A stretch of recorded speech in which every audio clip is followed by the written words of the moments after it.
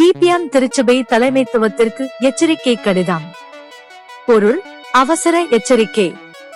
பழைய ஏற்பாட்டு இஸ்ரேலர்கள் எரேமியாவை கொல்ல திட்டமிட்டது போல எரேமியா 26:8-11 வரை நீங்கள் பெந்தெகோஸ்தே ஜனநாயக இயக்கத்தை அழிக்க முயல்கிறீர்கள்.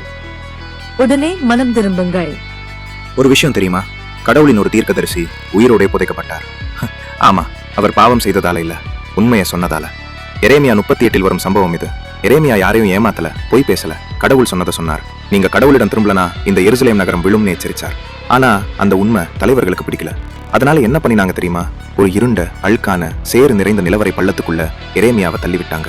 அங்க தண்ணீரே இல்ல, முழுக்க சேறு மட்டுமே. அந்த சேட்டுல அவர் மெல்ல மெல்ல மூழ்கிட்டு இருந்தார். ஒவ்வொரு மூச்சும் ஒரு போராட்டம்.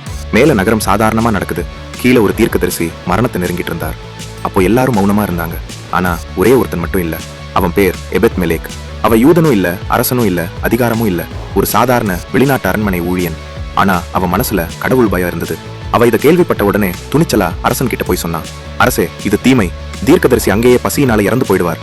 அதிசயம் என்னன்னா, அரசன் அனுமதி கொடுத்தான். எபெத் மேலே கயிறுகளையும் பழைய துணிகளையும் எடுத்துக்கிட்டு மிக நிதானமா அந்த இருண்ட பள்ளத்துக்குள்ள இறங்கி எரேமியாவை வெளியே தூக்கி காப்பாத்தினான். யாருமே எதிர்பார்க்காத ஒருவனால் கடவுளின் தீர்க்கதரிசி காப்பாற்றப்பட்டார்.